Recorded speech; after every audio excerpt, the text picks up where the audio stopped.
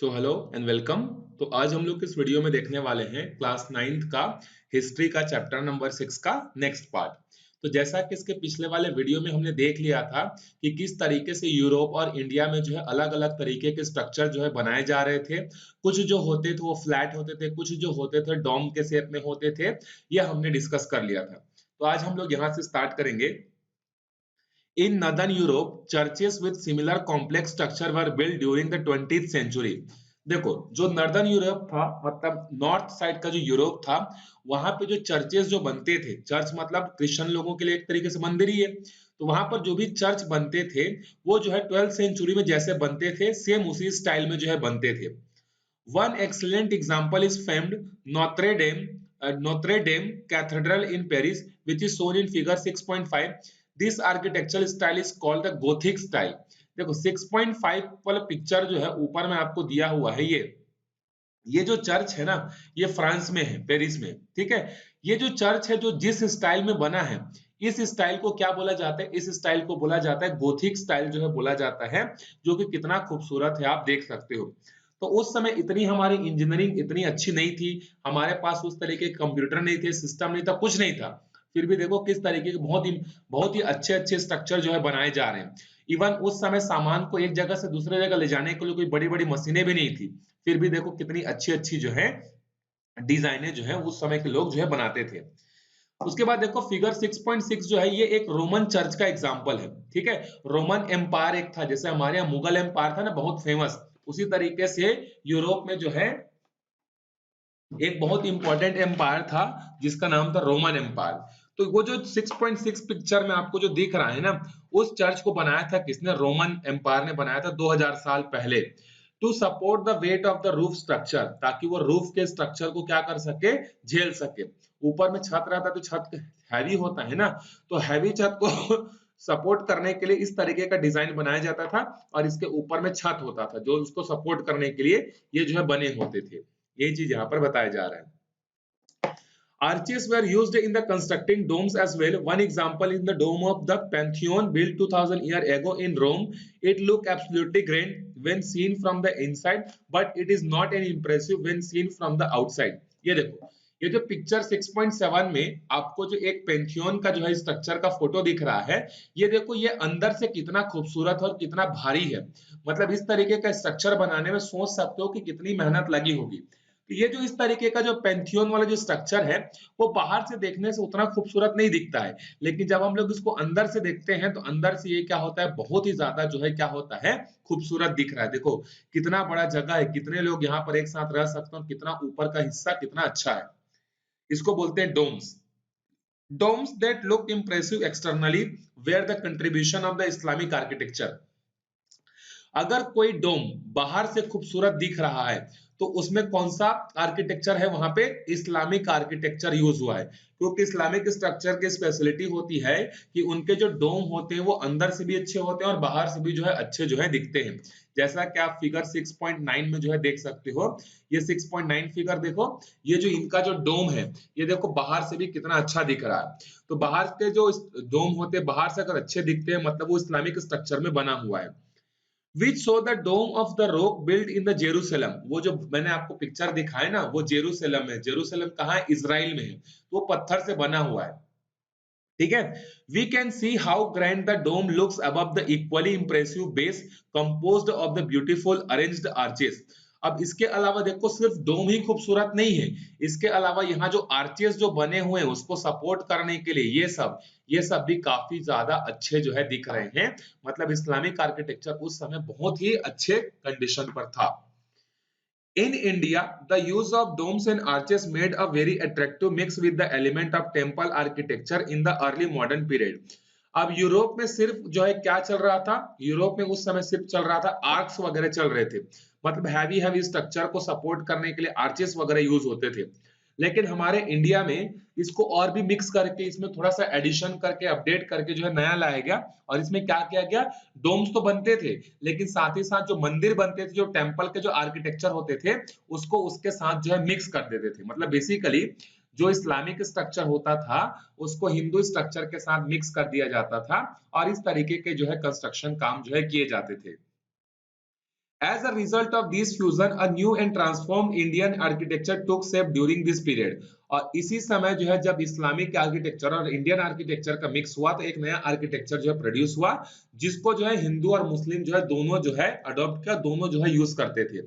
आप देख सकते हो जो इस्लामिक और हिंदू दोनों का जो मिक्सचर है वो कौन कौन से स्ट्रक्चर है, तो लोटस महल है और विजयनगर। ठीक है, विजयनगर में लोटस महल बना हुआ है, आप उसका पिक्चर सर्च कर सकते हो। उसमें आपको कुछ हिस्सा मंदिर जैसा लगेगा और कुछ हिस्सा जो इस्लामिक स्ट्रक्चर जैसा डोम जैसा जो है लगेगा। The palaces of Fatehpur Sikri and so on. Fatehpur Sikri में भी जो स्ट्रक्चर जो बना हुआ वो भी इस्लामिक और हिंदुइज्म का क्या है, मिक्सचर आर्किटेक्चर है। The domes and the arches of the Taj Mahal beautifully incorporate Indian design in the engraving. For example, the inverted lotus crowding the dome and the brass finial connecting from it, figure 6.10. The dome is shaped beautifully round and like a teardrop. देखो ताजमहल जब बना था वो कब बना था, 1648 में बना हुआ था। तो ये जो ताजमहल जो बना हुआ है देखो, इसका कुछ हिस्सा आपको लगेगा जैसे टेम्पल का स्ट्रक्चर होता है और कुछ हिस्सा लगेगा कि हाँ ये तो डोम जैसा स्ट्रक्चर है। तो देख सकते हो आप इसका जो डोम है वो कितना खूबसूरत है। ऐसा लग रहा है कि यहाँ पर जो है टीयर ड्रॉप जो है एक रखा हुआ है। ठीक है, और कितना बाकी पीछे का हिस्सा भी कितना खूबसूरत है। तो ये इंडियन और इस्लामिक जो है आर्किटेक्चर का क्या है, मिक्सचर है। Thus, the architectural journey of domes and arches began in the ancient Roman Empire. They were almost forgotten by Western Europe of the Middle Age. तो देखो ये जो आर्किटेक्चरल जर्नी है जो डोम्स बनाने की, आर्चेस बनाने की, ये शुरू किसने किया था, डोम और आर्चेस बनाने का काम जो रोमन एम्पायर के पीरियड में चालू हुआ था। फिर बीच में काफी समय के लिए इस स्ट्रक्चर को, इस डिजाइन को लोगों ने भुला दिया था। फिर बाद में जो फिर से इस पर स्ट्रक्चर मतलब इन स्ट्रक्चर पर फिर से स्टडी हुई और फिर से रोमन एम्पायर पर जो डोम्स और आर्चेस बनते थे उसी से रिलेटेड अब फिर से नए नए स्ट्रक्चर जो है बनने लगे। They then began to use extensively in the architecture of the Islamic countries and India. अब जब इन्होंने रोमन एम्पायर का कॉपी किया तो इंडिया में, यूरोप में, बहुत जगह इस्लामिक कंट्रीज में जो है अब नए नए स्ट्रक्चर जो है बनने लगे। किसका कॉपी किया, जो रोमन एम्पायर पहले यूज करता था उनके स्टाइल का जो है अब ये कॉपी करने लगे। In Europe, interest in the ancient Greek and the Roman culture was revived in the 14th century beginning with the Italy. देखो यूरोप में जो है जो पुराने ग्रीक और रोमन कल्चर जो बीच में गायब हो गया था वो 14th सेंचुरी में फिर से जाग उठा। और जो रोमन एम्पायर में जो जो आर्किटेक्चर वगैरह जो जो स्टाइल वगैरह यूज होता था अब 14th सेंचुरी में जो है इटली वगैरह में फिर से स्टार्ट होना चालू हो गया। Architect began using the domes and arches once begin. जब रोमन एम्पायर चल रहा था तो उस समय तो आर्चेस और डोम्स बनते ही थे किसी भी स्ट्रक्चर में, लेकिन जब रोमन एम्पायर बीच में खत्म हुआ, कमजोर हुआ, तो अब उनके स्ट्रक्चर को लोग भुलाने लगे। लेकिन 14th सेंचुरी में फिर से उनको याद आया कि रोमन रोमन पीरियड के टाइम पे या रोमन एम्पायर के टाइम पे जो स्ट्रक्चर बनते थे वो स्ट्रक्चर काफी अच्छे होते थे, अट्रैक्टिव होते थे। तो फिर उसको जो है फिर से क्या किया गया, शुरुआत किया गया। The style they adopted was developed by the Islamic architecture when Michelangelo designed the St. Peter's Cathedral in 1547. He took inspiration from Greek temples and the Roman and the Islamic domes. अब देखो यहाँ पर जो है Saint Peters में जो है एक कैथेड्रल जो है चर्च बना हुआ है। इस कैथेड्रल चर्च का डिजाइन जो है किसने किया है, मिशेलेंगेलो ने जो है किया है। और इस आदमी ने जब इसका स्ट्रक्चर डिजाइन किया तो इन्होंने अपना मोटिवेशन या इंस्पिरेशन कहां से लिया, जो रोमन एम्पायर के जो स्टाइल थे वहां से, इस्लामिक डोम्स जो बनते थे वहां से, जो उस समय के जो ग्रीक टेम्पल्स होते थे वहां से, मतलब सब जगह को ऑब्जर्व करके मिक्स करके जो है उसने क्या किया था, उस आर्किटेक्ट को जो है क्या किया था, डिजाइन किया था। ये वाला देख सकते हो, इसमें देखो डोम्स भी है, मंदिर जैसे सपोर्टर भी है, यहाँ पर क्या बोलते हैं आर्चेस भी हैं। तो सबका जो है मिक्स है, इटली में बना हुआ है ये, सेंट पीटर्सबर्ग में। This architectural style in which tall Greek columns, arches and domes are used in called the classical style. और वो आर्किटेक्चर का स्टाइल जिसमें बड़े बड़े लंबे लंबे कॉलम होते थे, आर्चेस होते थे और डोम होते थे, तीनों होते थे, मतलब इस्लामिक का हो गया, ग्रीक का हो गया, सबका मिक्सचर वाला जो क्या होता था आर्किटेक्चर स्टाइल होता था, उस स्टाइल को क्या बोला जाता है, क्लासिकल स्टाइल जो है बोला जाता है। It continuous to be used even today. और ये जो क्लासिकल स्टाइल है वो आज भी यूज होता है। तो हमने एक पढ़ा था गोथिक स्टाइल और एक हमने पढ़ा क्लासिकल स्टाइल। तो क्लासिकल स्टाइल में क्या होता है, लंबे लंबे कॉलम होते हैं, आर्चेस होते हैं, ठीक है, इसको बोलते हैं क्लासिकल स्टाइल, जो कि आज भी यूज होता है। नेक्स्ट है पेंटिंग एंड स्कल्पचर। अब देखो जिस तरीके से डिजाइन बनता था, आर्किटेक्चरल इंडस्ट्री डिजाइन बनता था बड़े बड़े घरों का, बड़े बड़े अलग अलग इंफ्रास्ट्रक्चर का, उसी तरीके से उसी समय पेंटिंग और स्कल्पचर भी जो है वो भी क्या थे, अपने चरम सीमा पर थे, वो भी बहुत अच्छा ग्रो कर रहे थे। The Renaissance is the most renowned for the magnification painting and sculpture. In Europe of the Middle Ages, painting had limited scope, restricted to biblical figure. देखो जब जो है आर्किटेक्चरल वाला काम चल रहा था, उसी समय साइड में जो है पेंटिंग और स्कल्पचर वाले भी जो है आगे बढ़ रहे थे। लेकिन उस समय यह रेस्ट्रिक्शन था कि जो भी पेंटिंग करेगा, जो भी स्कल्पचर बनाएगा, उसके लिए यह रेस्ट्रिक्शन था कि वो सिर्फ चर्च से रिलेटेड या इस्लामिक रिलीजन से रिलेटेड ही क्या कर सकता है, पेंटिंग वगैरह जो है कर सकता है। जो बाइबल से रिलेटेड हो, बाइबल की अच्छी अच्छी बातों को जो है क्या कर सकता है, पेंटिंग के थ्रू या इस कल्चर के थ्रू जो है क्या कर सकता है, रिप्रेजेंट कर सकता है, उसके अलावा नहीं कर सकता। ये पेंटिंग करने वालों के लिए स्टार्टिंग में कंडीशन थी। उसके बाद है things began changing towards the end of 13th century, लेकिन 13th सेंचुरी के आते आते तक अब इनमें बदलाव होने लगे। When artists began painting based on their observation of real humans, religious figure continued to dominate, but the elite and rich successful professional began to get their portraits painted. अब देखो 13th सेंचुरी जब आया तो अब लोग थोड़े educated हो गए थे। पहले जो पेंटिंग वगैरह बनते थे वो चर्च से रिलेटेड होते थे या बाइबल से रिलेटेड होते थे, लेकिन बाद में 13th सेंचुरी आते आते जब लोग जो जो ज्यादा पैसे वाले थे, जो ज्यादा पावरफुल थे, वो लोग भी अपना क्या बनवाने लगे, पोर्ट्रेट बनवाने लगे, चित्र बनवाने लगे, फोटो बनवाने लगे। क्योंकि पहले फोटो सिर्फ किसका बनता था, जो चर्च से रिलेटेड जो लोग होते थे सिर्फ उन्हीं का बनता था या उनके गॉड का बनता था। लेकिन बाद में ऐसा हुआ 13th सेंचुरी में कि जो भी आदमी अपना स्कल्पचर बनवाना चाहता है या पेंटिंग बनवाना चाहता है, बड़े आराम से जो है बनवा सकता है। अब रेस्ट्रिक्शन धीरे धीरे क्या होने लगे, वहां पर जो है हटने लगे। Even the religious figure become more lifelike, depicting different emotion forms in the perspective. अब 13th सेंचुरी में इसका मतलब ये नहीं है कि अब बाइबल वगैरह से रिलेटेड पिक्चर नहीं बनने लगे, सिर्फ इंसानों का पिक्चर बनने लगा, ऐसा कुछ नहीं है। वहां पर बाइबल से रिलेटेड भी पिक्चर बनते थे। ये तो साइड में कुछ परसेंट लोग ऐसे होते थे जिनके पास काफी ज्यादा पैसा होता था, जिनको फोटो देखने का शौक होता था, उस समय वो जो है क्या करते थे, फोटो बनवाते थे। अब उनके पास मोबाइल लेने के लिए उस समय सेल्फी तो नहीं था कि मोबाइल होता तो सेल्फी खींच लेते और प्रिंट आउट करवा लेते, ऐसा कंडीशन नहीं था। आज से 700-800 साल पहले की बात है। तो वो चित्रकारों से जो है, पेंटर लोगों से क्या करवाते थे, पेंटिंग जो है करवाते थे। अगर आज के डेट में जैसे आपको अपना फोटो चाहिए तो आप क्या करते थे, सीधा निकालो मोबाइल, फ्रंट कैमरा निकालो, सेल्फी ले लो और हो गया, फोटो मिल गया आपको। और ज्यादा चाहिए था प्रिंट आउट भी करवा सकते हो उसको।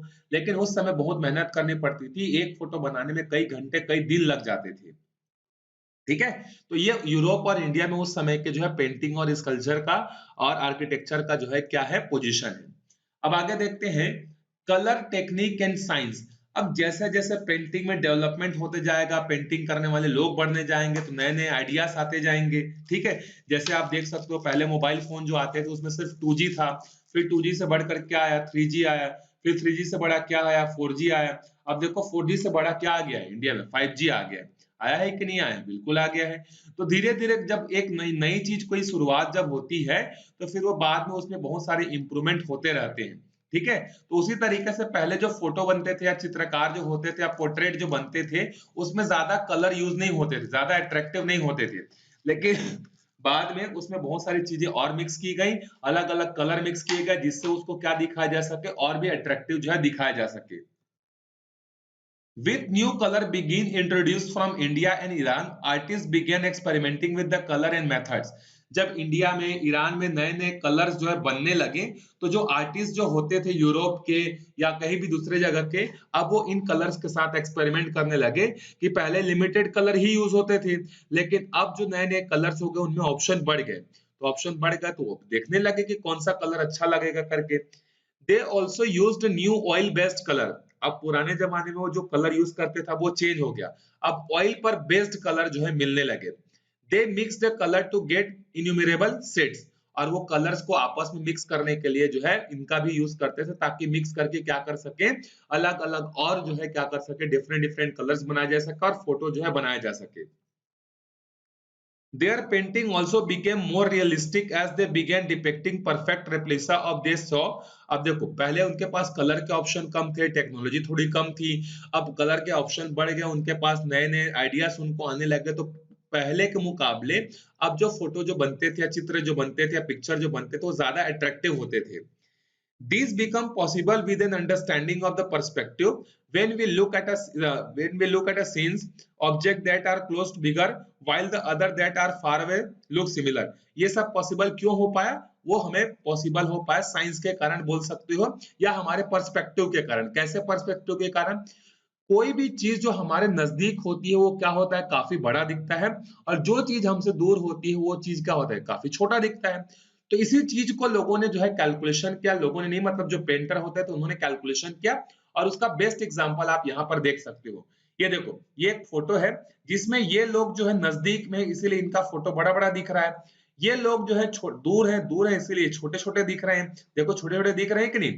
तो आपको पता है कि जैसे जैसे दूर जाते जाओगे तो एक पर्टिकुलर रेशियो में जो है फोटो का साइज क्या होता जाएगा, या पिक्चर का साइज कम होता जाता है। मतलब जो सामने वो इतना बड़ा दिखेगा, फिर उसके जो पीछे वो थोड़ा सा छोटा दिखेगा, फिर उससे पीछे वाला और छोटा दिखेगा। तो वो एक रिलेशन, मैथमेटिकल रिलेशन से क्या होते हैं, छोटे जो है होते जाते हैं। इनका कैलकुलेशन उस समय के जो पेंटर होते थे उन्होंने किया, और पास के फोटो को ज्यादा बड़ा दिखाया, दूर के फोटो को जो है उन्होंने जो छोटा दिखाया, जिसका बेस्ट एग्जांपल आप इस फोटो में देख सकते हो। वो जो बड़ा बिल्डिंग जो दिख रहा है कंस्ट्रक्टेड, वो काफी बड़ा है, इसीलिए उसको उन्होंने बड़ा दिखाया है, और बाकी जो उसके नीचे में जो लोग हैं वो काफी ज्यादा छोटे छोटे दिख रहे हैं, इसीलिए उनको जो है दूर है, इसीलिए उनको जो है छोटा जो है दिखाया गया है। ठीक है? तो ये है हमारा आज का टॉपिक, जहां पर हमने देखा कि किस तरीके से पेंटिंग में और भी जो है नई-नई चीजें जो है ऐड हो गई। अगले वीडियो में हम लोग यहाँ से स्टार्ट करेंगे, जहां पर हम लोग और देखेंगे कि यूरोप में और ऐसे कौन-कौन से बहुत अच्छे-अच्छे पेंटर थे जो सामने और बहुत अच्छी-अच्छी पेंटिंग बनाई। जैसे आप लोगों ने एक मोनालिसा पेंटिंग के बारे में सुना होगा। आज तक सबसे महंगा पेंटिंग और सबसे खूबसूरत पेंटिंग कौन-सा है? मोनालिसा। तो उसको किसने बनाया था, उस पिक्चर में क्या हमें मैसेज मिलता है, ये सारी चीजें हम लोग अगले वीडियो में डिस्कस करेंगे। तो वीडियो को शेयर करते रहिएगा, पढ़ते रहिए, मिलते हैं अगले वीडियो में।